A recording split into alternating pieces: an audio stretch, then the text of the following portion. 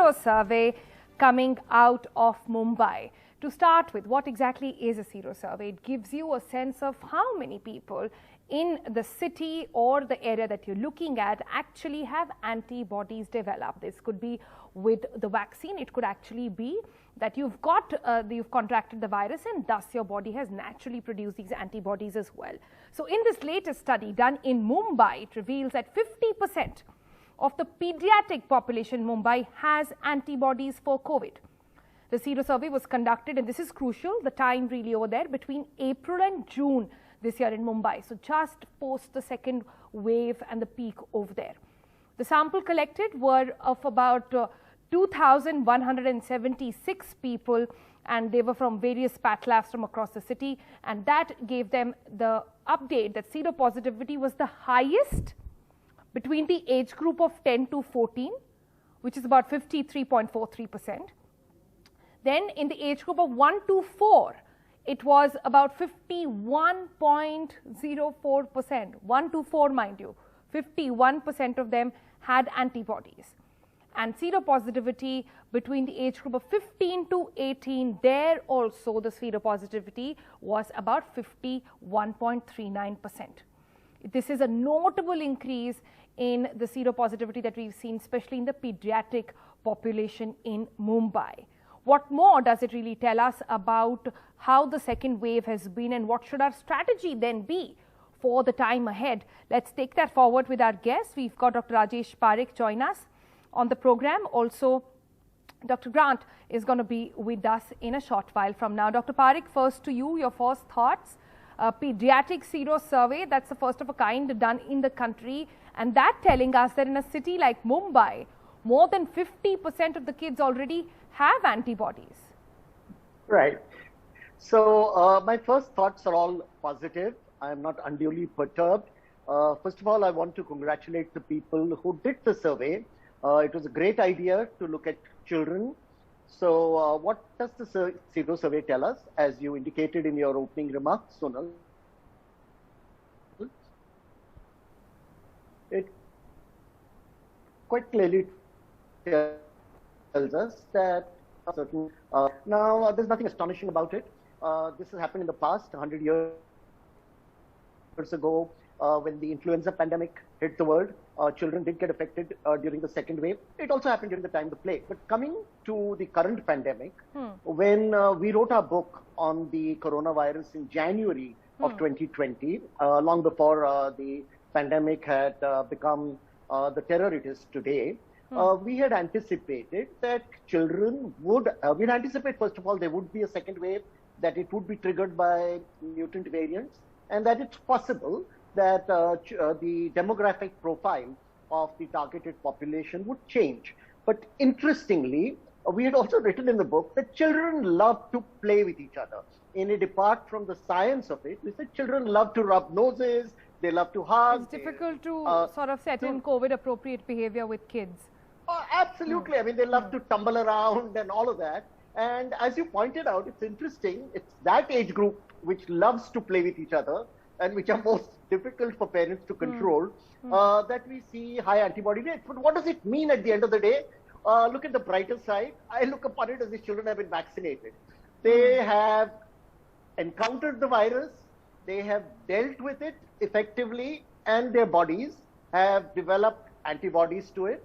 What, of course, I would have liked to know, if that data is available, that how many of these children actually fell ill.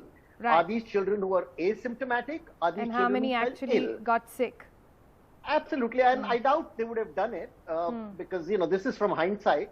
But if we had genomic sequencing, then we would know, what I suspect, of course, is that the new variant, the mutant variant, which triggered the second wave, is probably the variant which has infected children.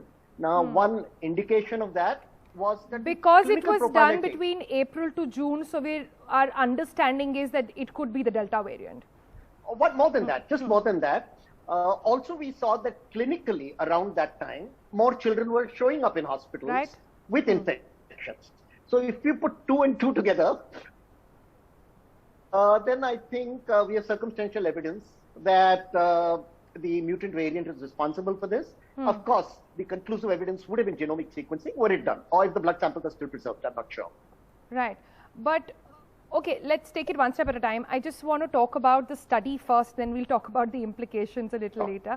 Right? The samples collected here were about 2,176 for a city like Mumbai. How good or bad a reflection is this? It's good. It's good. Quite clearly, and again, this is an assumption, so let me not say quite clearly, but I assume these are not stratified and necessarily distributed by intent. But you did mention they're from different laboratories in the city, and therefore, I would be inclined to assume that there was a fair distribution, a fair geographic distribution of the sample collection. I think when the paper is peer-reviewed and up for publication, we'll be able to look at that. But right now, it's fair assumption that it's distributed. The numbers are good. I mean, 2,000 is a really good number. Is a good number. Okay. Also, if you look at the age group here, and I'll request my producers to put those graphics up as well, right? So, between 1 to 4, we have seropositivity of 51. 15 to 18, it is 51. And then 10 to 14, it is roughly about 53%. So, roughly in that 50 to 54 bracket is where all the kids are falling in. Right. And this is at a time when a lot of experts have actually said that the third wave is going to impact kids the most. Does that need a revision post on this? I understand it's only Mumbai. I understand it's not a reflection on the entire country per se. But what does this tell us about the waves that are in waiting now? Well, first of all, it's a sobering thought, Sonal, that experts have had to recalibrate their positions all the time through this pandemic. Experts have been 2 steps behind the virus, and a lot of the guesses made have turned out to be wrong. I hope I'm not sounding boastful when I say that more than 40 predictions we made in our first book did indeed turn out to be right. But, you know, I'm curious about something, and maybe you're privy to that because I haven't seen the data. I'm curious as to why were these samples collected in the first place? Were they intended as a survey, or were they a spin-off, a corollary to something else they were looking for? Now, that's important because had these children come with illnesses and the findings were incidental to that, it's a different story altogether in terms of the third wave. But if it was a random collection and informed consent had been obtained from the parents and, of course, from the children, they should be treated with due respect, then that means something else altogether. So are you aware the circumstances in which the samples were collected? We'll get those details. In fact, I think all those are very important questions. Let's wait for the finer, you know, those details of where and why those questions actually emerged. That will give us a fair idea about where we are going with this one. I'm told we have Dr. Grant with us joining us on the program as well. Thank you so much for your time. Doctor, we've looked at the Sero, the first pediatric Sero survey done in Mumbai, and that gives us, it was tested, just for your information, about roughly 2,100 kids, and in that age group, about 51 to 53% of seropositivity we've seen in 3 different age brackets that we saw. In your opinion, what does this tell us about how the virus in the future and the waves which are waiting are going to behave? Good evening, and thank you for inviting me today. What you're seeing is 50% seropositive is a very good sign. That basically means that these kids have got the antibody to the virus. So the chances of them getting infected are going to be very, very small. So basically, this is very, very good news that we are hearing now from the city of Bombay. And I think this is something that we should be very happy about. Coming to the adult seropositivity, what I am finding in my clinic now is that more and more people are coming who have been vaccinated with seropositivity.